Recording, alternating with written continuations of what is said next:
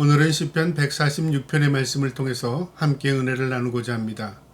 이 시편 146편부터 시편 150편까지의 5편의 시를 할렐루야 시라고 말하는데요. 이 시편의 시작과 끝이 할렐루야로 시작해서 할렐루야로 끝나기 때문에 그렇습니다. 특별히 시편의 맨 마지막 부분인 146편부터 150편까지의 내용은 하나님을 찬양하는 예배 감사시인데요. 하나님 앞에 감사함이 우리 자신에게 복이라는 말씀처럼 시작과 끝이 할렐루야로 시작해서 할렐루야로 끝납니다.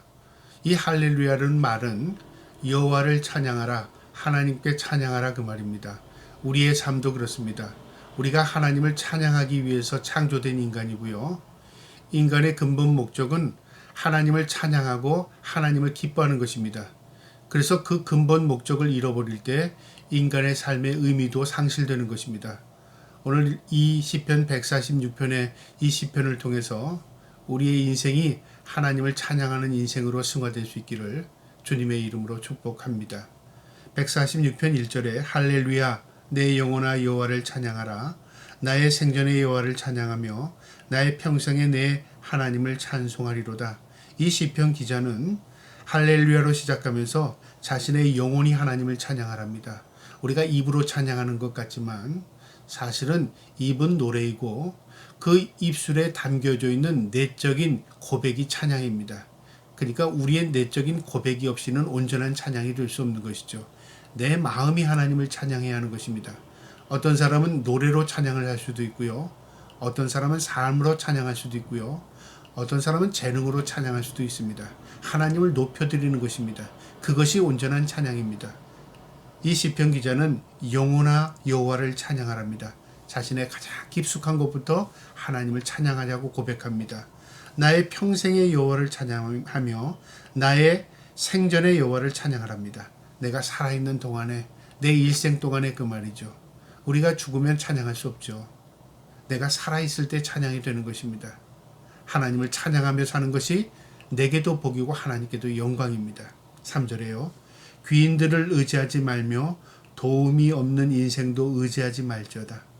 우리가 하나님을 온전히 찬양하고 초점을 맞추려면 세상이나 사람이나 바라보지 말아야 합니다. 등지라 그 말이 아니라요. 의지할 대상이 오직 하나님이라 그 말입니다. 우리가 때로는 하나님이 눈에 보이지 않기 때문에 또 우리의 삶이 침울하기 때문에 절망 가운데 있을 때 사람이나 세상을 바라보고 사람이나 세상을 의지합니다. 그렇게 되면 어떻게 되냐면요. 하나님이 점점 더 멀어집니다. 우리가 우리의 삶에 점점 침울해지고 힘들고 어려울 때마다 그럴수록 더 하나님을 찾아야 합니다. 그곳에서 진정한 참된 빛을 발견할 수 있기 때문에 그렇습니다. 시편 기자는 그걸 이야기하는 겁니다. 귀인들, 사람들 의지하지 말고 그 다음에 인생들, 세상이나 환경 의지하지 말라 그 말입니다. 4절에 그의 호흡이 끊어지면 흙으로 돌아가서 그날에 그의 생각이 소멸하리로다. 우리가 죽게 되면 우리는 흙에 불과한 우리는 아무것도 아닌 존재다. 먼지 같은 존재다. 다 인생이 흩어지고 그때는 우리의 생각도 없을 것이다. 우리의 모든 것이 소멸될 때는 찬양하고 싶어도 할 수 없다 그 말이죠. 그러니까 우리가 찬양할 수 있는 건 언제냐면 내가 살아생전에 내가 기력이 있을 때 내가 여호와를 찬양할 수 있을 때 찬양하는 것입니다. 기회 있을 때 그 말이죠. 이 시편 기자가 이 지금 시편 146편에 노래하는 이 찬양은요. 어떤 상황을 가지고 있냐면 성경적인 배경을 찾는다면 이 시편은 에스라 4장 7절부터 24절이 배경인데요.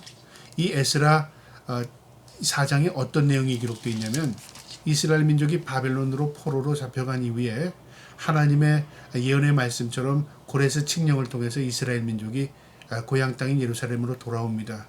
그리고 하나님 앞에 다시 예배를 회복하기 위해서 그들이 마음을 모아서 성전을 건축하는데요. 수룹바벨 성전이라고 하죠.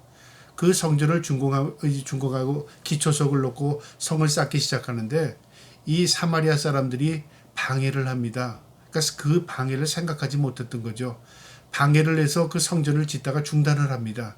그리고 사마리아 사람들이 그 당시에 바벨론에서 메데파사로 이 나라가 페르시아로 바뀌었는데요. 이 정권이 바뀌고 새로운 왕이 등장하니까 그 왕한테 뭐라고 말하냐면 저들이 짓는 성은 결국 당신을 대적하는 것이요. 역사가 그것을 증거하고 있습니다. 그렇게 성을 방해합니다. 그래서 그 당시의 왕이었던 아닥사스다 왕이 그 조서를 그들의 편지를 받고 그들의 그 반대 의견을 받고요. 그 역사적인 증거를 찾아보니까 진짜 그런 거예요. 이스라엘 민족이 항상 대적을 했다는 거죠. 그래서 그 성단을 중단시킵니다. 제가 한번 에스라 4장 13절의 말씀을 한번 보도록 하겠습니다. 11절부터 보겠습니다. 아닥사스다 왕이 올린 그 글의 초본이 이러하니 강 건너편에 있는 신하들은 왕에게 아뢰나이다. 당신께서 우리에게 올라온 유다 사람들이 예루살렘에 이르러 이 패역하고 악한 성을 건축하는데 이미 그 기초를 수축하고 성곽을 건축하오니 이제 왕은 아시옵소서. 만일 이 성읍을 건축하고 그 성곽을 완공하면 저 무리가 다시는 조공과 관세와 통행세를 바치지 아니하리니 결국 왕들에게 손해가 되리이다.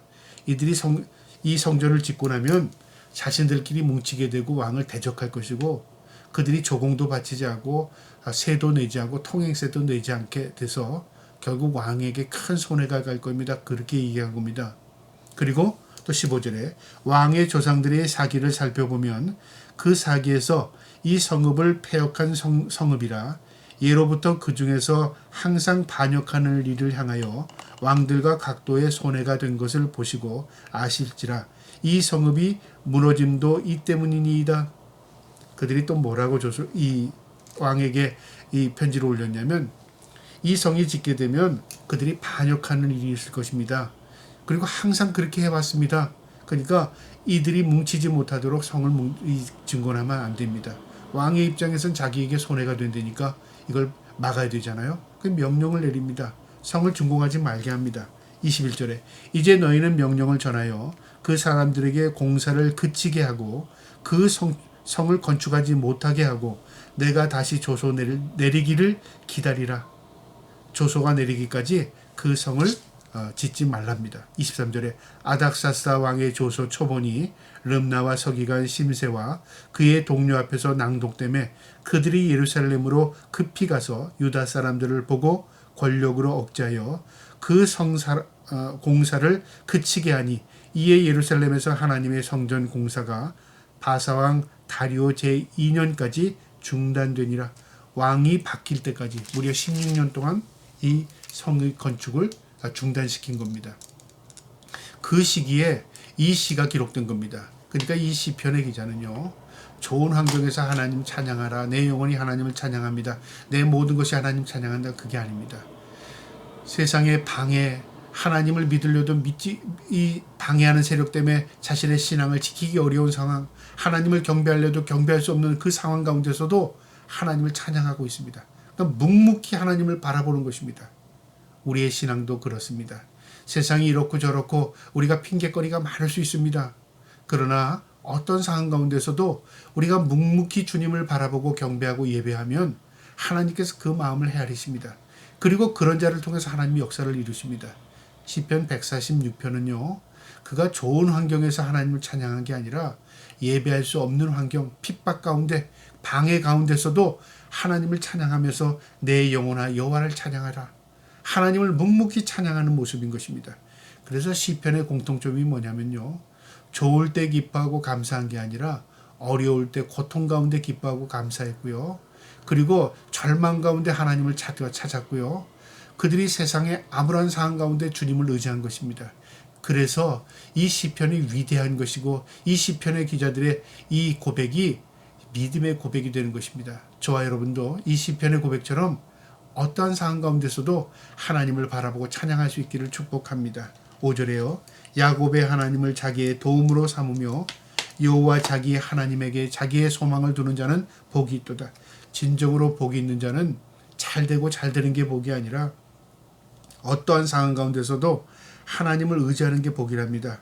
그리고 하나님을 자기 하나님으로 삼는 것. 무슨 말이냐면 내 하나님, 나와의 관계 있는 하나님이죠.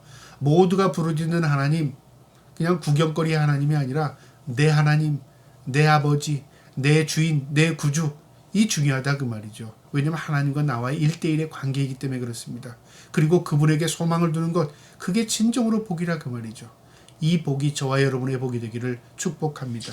6절에 여호와는 천지와 바다와 그 중에 만물을 지으시며 영원히 진실함을 지키시며 세상의 모든 만물이 하나님의 영원성과 하나님의 신실함을 보여주는 것입니다. 7절에 억눌린 사람들을 위해 정의로 심판하시며 줄인 자들에게 먹을 것을 주시는 이시로다. 여호와께서는 갇힌 자들에게 자유를 주시는도다. 하나님께서 만드시고 지으신 것만이 아니라 그 피조물에게 관심을 가지시고 공의와 정의를 베푸시고요. 먹을 것을 주셔서 인류를 보존하신다 그 말이죠. 그리고 그들에게 자유를 주신답니다. 그러니까 하나님은 왕의 왕이십니다. 세상의 백성들을 다스리고 계십니다. 지금도 세상에 이 불의가 창궐하고 흥황하고 악인이 더 잘 사는 것 같고 그 다음에 타락한 백성들이 더 이 쾌락적으로 자기가 즐겁게 사는 것 같지만 하나님이 다 보고 계십니다. 하나님의 때가 되면 심판이 임하는 것이고요. 결국 하나님의 공의와 정의가 실천됩니다. 그래서 우리가 하나님의 공의 앞에 하나님의 정의 앞에 부르짖을 뿐만 아니라 그 공의와 정의를 실천하며 살면 하나님께서 그에게 복을 주십니다. 8절에 여호와께서 맹인들의 눈을 여시며 여호와께서 비굴한 자들을 일으키시며 여호와께서 의인들을 사랑하시며 하나님이 소외된 자들, 갇힌 자들 그리고 어려운 자들에게 관심을 가지십니다. 그들을 사랑한답니다. 9절에 여호와께서 나그네들을 보호하시며 고아와 과부를 붙드시고 악인들을 길이 굽게 하시리로다. 하나님께서 고아, 과부, 나그네 이들을 다 하나님께서 긍휼히 여기실 것이다. 언제요? 하나님의 때. 그 악인들의 길을 굽게 한답니다. 그러니까 그들이 다 벼랑으로 떨어지게 만든다 그 말입니다. 하나님의 공의와 정의가 실천될 때가 있다 그 말이죠. 비록 그들이 하나님을 예배하기 위해서 성전을 지으려고 했지만 사마리아 사람들의 방해를 통해서 권력으로 중지시켰습니다.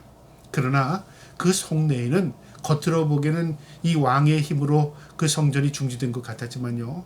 이 에스라서를 잘 읽어보면 하나님의 관점이 분명히 드러나 있습니다. 너희는 너희만을 위해서 산다 그 말이죠. 성전을 짓는다고 하고 나서도 어떻게 했냐면요. 집에 관심이 있었고 자기 삶에 관심이 있었고 생업에 관심이 있었고 집 짓는 데 관심이 있었어요. 그러니까 중심이 자기 중심이었어요. 하나님 그걸 보신 겁니다. 또 하나님께서 그들의 지적한 것은 그들이 회복하기를 원했지만 진실한 마음으로 하나님께 마음을 주지 않았어요. 결국 그것이요 그들의 성전을 늦추게 된 그런 결과를 갖게 된 겁니다. 그러니까 우리가 생각만이 하나님께 향하는 게 아니라요. 마음까지 온 마음을 하나님께 집중시킬 때 하나님께서 그걸 통해서 역사하시는 걸 보여줍니다. 마지막 절 10절입니다. 시온아 여호와는 영원히 다스리시고 내 하나님은 대대로 통치하시리로다. 하나님의 백성들이 있는 시온 그리고 하나님이 다스리는 땅은 하나님이 통치하신다 그 말입니다. 그러니까 눈에 보이지 않는다고 하나님이 안 계신 게 아니라 지금도 세상을 다스리고 계시고요.